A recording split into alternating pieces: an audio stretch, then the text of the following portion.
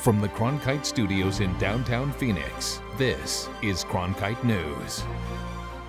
Welcome to this Cronkite News special. I'm Lauren Klenda. Our Cronkite News team is committed to covering the stories that impact Arizona's economy, from legislation that could influence wineries and microbreweries to a look at how the Colorado River's highs and lows raise and lower tax revenue. Take a look at the coverage we've provided over the past 2 months on the business of our state. With tax season in full swing, people everywhere are looking for a smooth filing process. But for those in the U.S. under President Obama's Deferred Action Program, misinformation is causing many to pay unnecessary penalties. This is the first year tax preparers are required to ask about health insurance. The Affordable Care Act mandates people in the U.S. to be covered or face penalties. DACA recipients, however, are exempt from this penalty. Students that have DACA are not allowed to get coverage under the Affordable Care Act. And if you look at either the Affordable Care Act website or the IRS website, it's very clear that the penalty, the tax penalty, it doesn't apply to DACA. Immigration attorney Judy Flanagan says there's confusion about the exemption. DACA recipient Samira Benitez was led to believe by her tax preparer that she would have to pay a penalty for not having insurance. My tax prep told me that DACAs had to pay a penalty because in 2014 a new law had came in and we fell under that category, so DACAs had to pay a penalty for not having any health coverage. Tax preparer Eva Beltran says reading the IRS language makes it pretty clear. If you are a citizen or resident, you must have health insurance. DACA and people who have work permits are not considered residents, so they are not supposed to be paying the penalties for not having health insurance. Flanagan states the issue may stem from the complexity of immigration in the U.S. Well, I think part of the problem is that immigration law is a bit complicated, and there are a number of different groups of immigrants that are sort of surprising that you would think wouldn't have to apply under the Affordable Care Act that do, and others that simply don't qualify. For DACA recipients who have already filed their taxes with the penalty, the IRS grants up to 3 years to amend the incorrect tax form. Senators have drafted a new bipartisan bill that hopes to give foreign workers permanent visas for their skills and innovative ideas. Cronkite News reporter Maria Thompson explains how this legislation could save a Valley family from deportation. The Cactus family came here 9 years ago. They run a French restaurant in Scottsdale, and due to no fault of their own, they are facing deportation. But new legislation could help them hold on to their American dream. The Cactus came to America from France 9 years ago with their 4 children. Just like other Arizonans, they pay their taxes, speak fluent English, own a business, and their daughter even makes her high school national honor roll. But in 2 months, the government might deny them a future work permit. They would be forced to go back to France. You do everything right, you work very hard to get it. You want to show your kids that when you do that, you got something in return. But the reintroduction of a federal bill, Startup Act 3.0, could be the solution for these entrepreneurs. After 9 years, it should be easier to stay, in the country. The bill, reintroduced by Senators Jerry Moran and Mark Warner, is a bipartisan effort. Opponents of the plan say that it will significantly limit job availability for citizens with the same qualifications. Statistics show a large amount of profit remains in the state where the business is founded. We know from the Kauffman Foundation that new businesses aged 0 to 5 create all the net new jobs in the U.S. So new companies are the way we grow. Foreign workers with temporary visas are reluctant to grow their business, or in the case of the Cactus family, even plan for their children's graduation in the coming months. If the bill is not passed, their future here is uncertain. You cannot project your business because we never know if we're going to be here in a couple of months. Thank you. Under the proposed act, candidates on H-1B visas have 1 year to register their business, employ 2 full-time non-family employees, and raise $100,000. In the Broadcast Center, Maria Thompson, Cronkite News. The post office on Cherry Belle Avenue stopped processing mail on January 5th. Cronkite News reporter Laura Spassato traveled to Tucson to see where all the letters are now going. Rick Hecox owns Arizona Jet Mail. Jet Mail is a mailing service company. It's his job to make sure everything gets packaged and sent out on time. We do printing and mailing for tax statements, water bills, magazines, those types of things. But recently, his job has gotten harder. In an effort to save money, the United States Postal Service is consolidating 82 processing centers across the country. Tucson was on that list. Phase 2 started on January 5th. We had numerous concerns at the beginning. One being the path of their mail. It's gone all over the place now. Because of Phase 2, every single piece of mail, even if it's addressed from a Tucson address to a Tucson address, is going to have to go to Phoenix and back in order to be processed.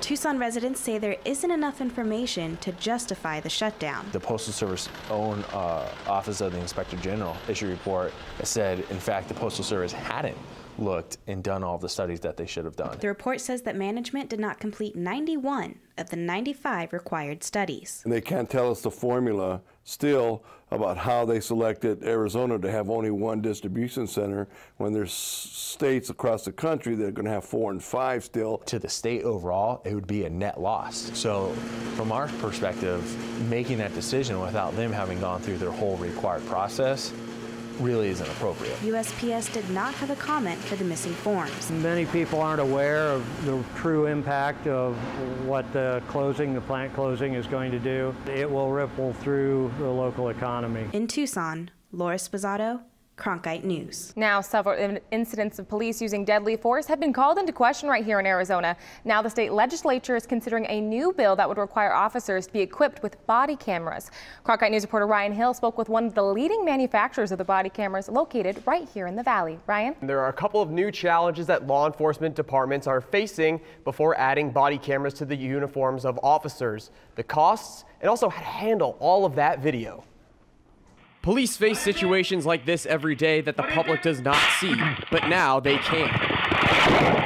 Taser International, based in Scottsdale, supplies body cameras and data storage to police departments across the valley and federal agencies like the CIA. But we got in the business of cameras back in 2005. We began adding what was called the Taser Cam Recorder to all of our weapons for accountability purposes when a taser device was used. Representative Reginald Boulding is leading the charge to make sure these cameras are another thing police strap on before they hit the streets. House Bill 2511 requires local and state law enforcement officers to wear body cameras while on duty to ensure both their own safety and the safety of the communities they protect. Many concerns are floating around when it comes to body cameras, as you can be seeing made behind me. One of which is the cost and the storage units themselves. So if House Bill 2511 gets passed mandating that police officers wear these cameras, who exactly is going to be floating the bill? So there are a lot of grants available. A lot of them are using RICO money. A lot of them are using their own money. The state has yet to find a way to fund these mandated cameras, but Representative Boulding is confident help is coming. We prioritize and we put money in things that we care about. Representative Boulding is hoping to purchase the cameras from a local company to support Arizona's economy. Well, we are local, so Phoenix is up next. There is an opportunity there, and what we have to do is make the camera attractive, not just in terms of the hardware, not just in terms of cost. How do they support this tsunami of digital evidence? It may sound a bit like science fiction, but a project that would allow winds from New Mexico to power homes and businesses in Arizona just received federal approval. Cronkite News reporter Sydney Schumann spoke with one of the project's designers, as well as an environmental group that is concerned about the impacts this large structure could have on wildlife.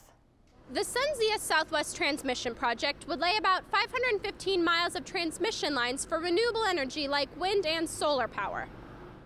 The project would sell inexpensive, clean energy to electric companies in Arizona and other neighboring states such as California. The challenge with developing clean sources of energy is where are you going to put that, and to do it in a way that minimizes the impact on the environment. Though it may not look like much, I'm here at the Pinal County substation, which is one of the major hubs in our regional transmission grid. And this is where the SunZia project is going to tie into and connect to the large grid that they already have, allowing up to 1 million new homes access to renewable energy. However, Shepard thinks that certain parts of the project have been overlooked. I don't believe the process so far has done an adequate enough job of identifying the impacts and proposing ways to mitigate it. When you want to put up a very large, huge transmission line, you're not going to please everyone along the way. And we've gone through an exhaustive process to determine where the sort of least impact is to the environment. However, Shepard is still concerned about its effect on habitat fragmentation, bird strikes and mortality, and the introduction of invasive species. But Getz thinks the line's benefits outweigh its disadvantages. Is there a perfect solution? No. This is a very large project, and there are always going to be some impacts that we can't avoid. The project still has to receive permits from New Mexico and Arizona before any construction can begin. The project has been 9 years in the making. Southwestern Power Group hopes to begin construction in the next 2 or 3 years and be completed by the year 2020. Live in downtown Phoenix, Sydney Schumann, Cronkite News. The first ever economic study of the Colorado River was published, giving us a look into just how much the lower basin states would be affected by a water shortage. Cronkite News reporter Laura Spizzato sat down with the lead economist on a study to learn what the impact would be on businesses. The study was done for Protect the Flows by the W.P. Carey School of Business, and it helps place a number on just how important this Colorado River system is. In Arizona alone, 2 million jobs depend on it annually. Court Feder and his wife own the only paddleboard shop in the state. We probably see 300-400 people a week. Feder says he owes most of his success to the bodies of water here in Arizona. A large portion of our rental business is keyed and zoned towards the Colorado River. A new study by Protect the Flows says that the Colorado River generates nearly $1.4 trillion annually. Professor Tim James says that economically, it impacts everyone. The numbers tell you that the sectors which would suffer most as a result of water availability reductions would be things that you wouldn't really expect. The study says that the Colorado River provides over 16 million jobs, and that if the river dried up, Arizona would lose more than $870 billion in labor. And that's just for 1 year. Water just doesn't come out of the tap. Although Protect the Flow study has gained a lot of recognition in the past few days, there are some who say that the research just isn't that realistic. There's a lot of water law that is all set up to determine when there are reductions to water, how those reductions take place. The software used for the study based its calculations off the assumption that the river would dry up completely. The authors acknowledge in their report that that's vanishingly unlikely. But both agree that responsible water usage is necessary for more businesses than just Feder's. With any kind of water shortage, that would definitely impact us and may shut us down. According to levels at Lake Mead, we are currently less than 15 feet away from a light water shortage. Live in the Media Center, Laura Spizzato, Cronkite News. What next? That's the question residents are asking in one Phoenix neighborhood after efforts to stop a 20-acre medical marijuana growing operation have stalled. Cronkite News reporter Jamie Warren found out in action by the city has some people thinking it's time to turn to the courts. On a Saturday morning, garage sales are everywhere in this North Phoenix neighborhood. We've got a lot of old baby clothes because the kids are getting older. But now kids who live, play, and run in this community may now run into a new neighbor next door. You have a billion-dollar company that's trying to just shoehorn and bully their way into the neighborhood. Mike McCreary, who owns 3G Construction nearby, is talking about a 20-acre medical marijuana growing operation and says neighbors fear its presence may disturb the livelihood of the community. They're fearful of reduced property values. They're fearful of deterioration of the neighborhood.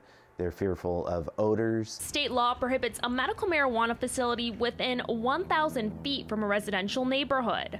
But that's not stopping trike companies from moving in, because the city of Phoenix gave the go-ahead. City representatives say one of the reasons they allowed the variance from the 1,000-foot rule is because of this canal right behind me, which separates the medical marijuana facility from the neighborhood. Move it somewhere else where you're not so close to homes. Thursday, neighbors told an appeals board they were never notified about the proposal. Despite protest from dozens of residents, the board upheld the decision. All of the notice that the city requires, that all notice was provided. It is possible that there were people not registered that didn't receive notice, but we can only provide the list that the city has on record. Obviously, it was disappointing that it passed through the city without people having the opportunity to be informed. Now, opponents like Fennell are left to contemplate court action, all the while fearing one day efforts to sell unwanted stuff will become an effort to sell unwanted land. In Phoenix, Jamie Warren, Cronkite News. The city of Phoenix told Cronkite News today even if it wanted to revisit the decision, doing so now would open the city to a lawsuit from the developer. Many ride-sharing companies are beginning to use a method known as surge pricing. Ryan Hale gives us a deeper look into this method. Thanks, Brittany. With ride-sharing companies such as Uber and Lyft becoming more popular here in the Valley, their price per ride changes during periods of high demand. That's called surge pricing. The demand is so high, they can charge whatever they want. Cody Woody is just one of many people who has been affected by surge pricing, a method that is commonly used in rideshare companies such as Uber and Lyft. These companies will raise their fares commensurately to much higher than they would be under conditions when there's less demand. The companies say the higher fares encourage more drivers to pick up fares, like on New Year's Eve or for big events like the Super Bowl and spring training. So called an Uber driver, and they were immediate, there was a ton in the area, but they had like a 200%, surge price. Total Transit, an Arizona-based company known for its discount cabs, recently added a ride-sharing service to its company last October. In a press release sent out earlier this year, Total Transit promised its customers that it would not be surging its prices through the end of spring training here in the Valley. We certainly do not prescribe to a whatever the market will bear type of pricing mentality. If you're stranded in the middle of a snowstorm in New York, you're a lot more willing to pay 5 or 6 times the price. The unfortunate thing is my costs aren't 5 or 6 times the cost. Total Transit may be steering clear of surge pricing right now, but they may have some other challenges ahead of them. The challenge for them is they wouldn't want to be that second company that people only use during the baseball spring training or other conditions of high demand. If ride-sharing companies continue to follow the trend of surge pricing, some people think that this will hurt those companies in the long run. I think you're going to have some pretty angry customers, and people are going to slowly go away from Ubers and Lyft if it's going to continue, with that trend, and not really any improvements. The Arizona State baseball team opened the gates to their new home this weekend. This new off-campus stadium comes with off-campus rules. Cronkite News reporter Ryan Hill shows us why this new concession is causing a stir at Phoenix Municipal Stadium. The sights and sounds of Sun Devil baseball have been the same for nearly 40 years. And now that Arizona State has moved to their new home of Phoenix Municipal Stadium, this will be a new sound. Fans came in droves to catch the game, maybe have a tasty beverage or two. Fans like Ryan Clark seem fairly happy about it too. I think it's great for probably ASU. They probably make more now, so I think it's actually really good for them. With prices as high as $12 for a beer, one could only think of the money that will be made this season. Brian Cole has been a baseball season ticket holder for 22 years and could see all of ASU benefiting. I could see leaving it in the baseball program, but I can also see spreading it across all, including the rest of the university, not just the sporting programs. The sale of beer at Phoenix Municipal Stadium has raised a few eyebrows among fans, including Cole. The downside of it is that you sometimes are going to have people who are going to partake a little bit too much and may do things that they shouldn't necessarily do in a college baseball game. The ASU athletic department was unable to comment on the beer sales pilot program, but released this statement. We have found through our research that incidents of binge drinking and arrests were minimized when venues at other institutions started selling alcohol in their stadiums, because it led to fewer fans overindulging outside of the stadiums. Cole's uneasiness is settled by the simple belief: if you can't beat them, join them. Part of me thinks it's not right, but then the other part of it is it's going on everywhere. Other universities are making money off of it. And uneasy or not, Cole did enjoy a cold one at the game. In Phoenix, I'm Ryan Hill, Cronkite News. Now, Arizona State is not the only public university in the state to sell beer at college baseball games. The University of Arizona has been selling beer at High Corbett Field since the team returned there in 2012.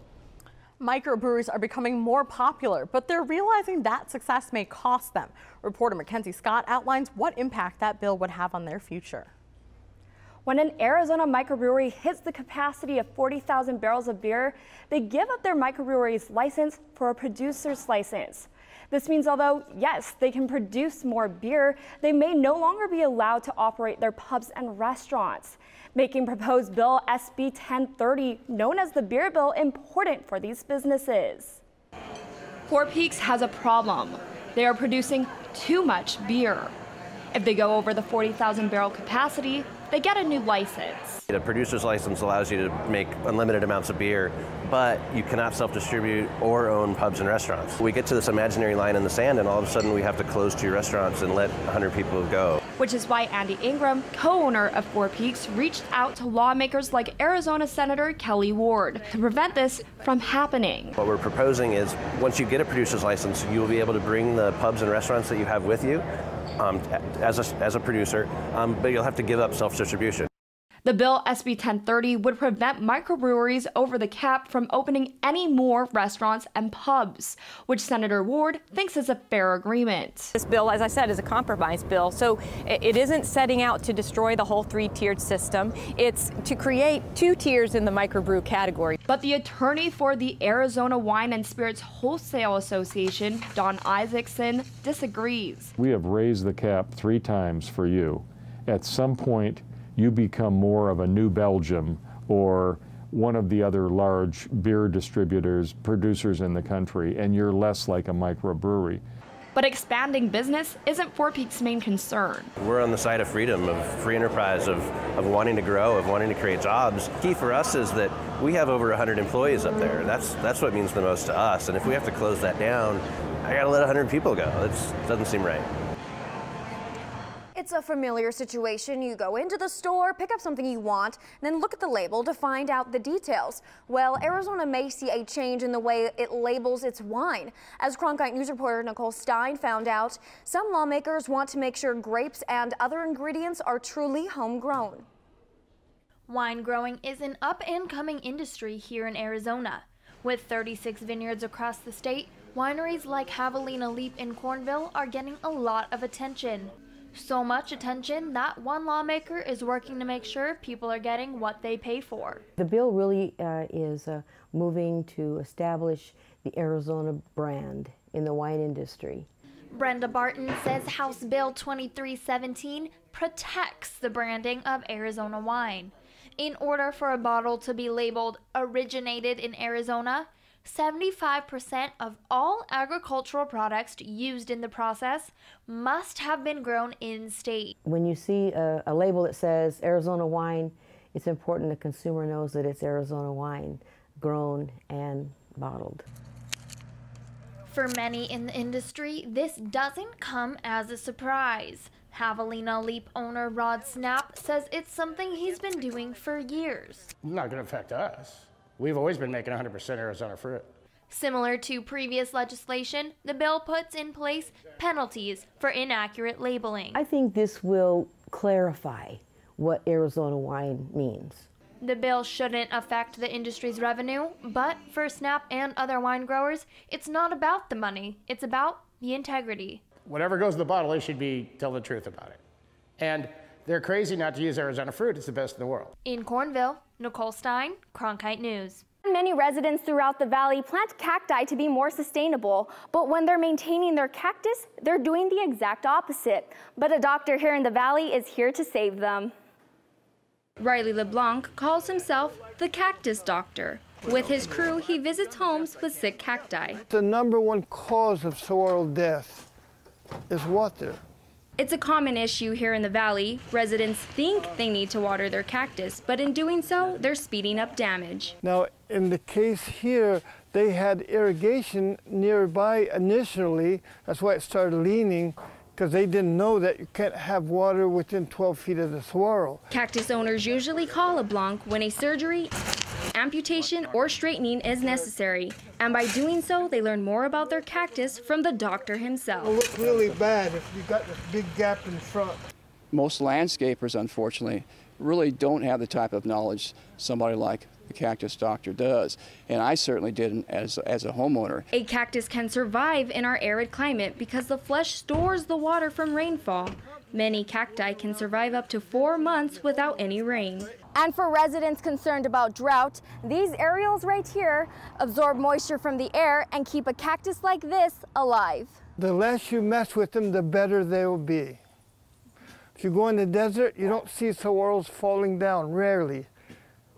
They're very healthy because they're not bothered by anybody.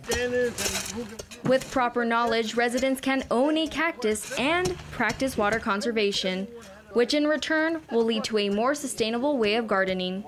In Phoenix, I'm Katrina Arroyos, Cronkite News. When you think of buying a home, you may think of looking through listings online or pages in a catalog. One Arizona State real estate agent is using a different type of technology to capture buyers' attentions. Cronkite News reporter Jamie Warren visited the Tucson realtor to find out more about his soaring trend.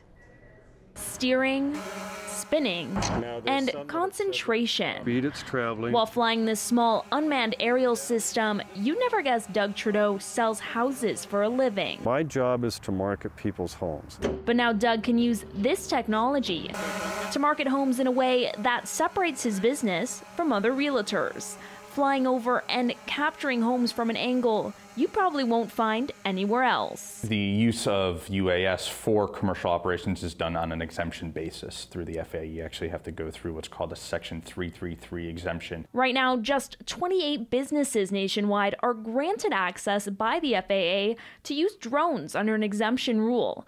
And Doug's is one of them. This one is relatively easy to fly. The FAA is proposing new regulations that would clear the air for more commercial drone use, which some say is a step in the right direction. Folks are just clamoring to have the opportunity to use these systems, to do things a little bit more efficiently and even more cost effectively. Which means more opportunities for people like Doug. I'm having a lot of fun with this. It's a good experience. Who are ready to take their own business to a higher altitude. In Tucson, Jamie Warren, Cronkite News. Cronkite News is committed to covering business stories in Arizona. You can watch our in-depth coverage on stories that matter to you weeknights at 5 p.m. here on 8 HD. Thanks for joining us.